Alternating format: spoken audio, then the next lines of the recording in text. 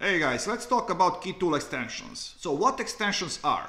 Basically additional information that we can provide to our certificates using Java Keytool. And we can do that by using command ext. Inform ext bc equals, and then parameters are going to be provided wrapped with quotation marks. So let's talk about this first extension. BC stands for basic constraints. And with it we can provide two parameters, CA and pathland. Basically, CA means whether our certificate is a certificate of certificate authority or not. So value could be true or false. And if this certificate is not certificate of certificate authority, pathland is always going to be 0. But if this is certificate of certificate authority, pathland is going to be number of intermediate certificate authorities that this certificate allows. So in case when we are going to have one intermediate certificate authority, in pathland of certificate of root certificate authority, number 1 is going to be provided. Then we have key usage.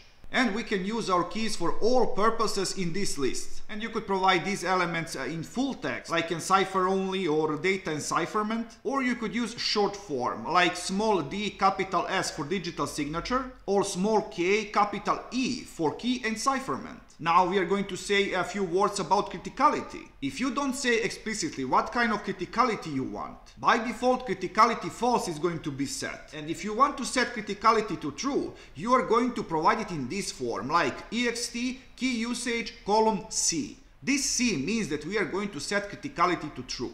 Next usage, it's extended key usage. And we have like server authentication, client authentication, code signing, and so on. Command for it, it's ext eku, and with column C we are setting criticality to true. And in this case too, we can provide elements in short form, like small s capital A for server authentication, and small c capital A for client authentication.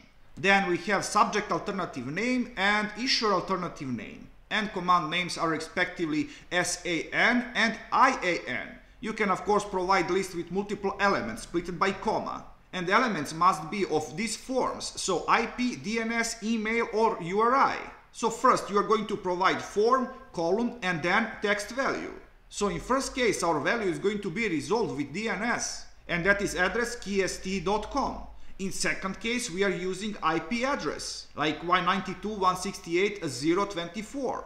And at the end, we have subject info access and authority info access. Commands are respectively SIA and AIA. In here, we can provide methods, and methods are timestamping or a CA repository. Then column, and then type of value, like IP, DNS, email, or URI. Then column once again, and value.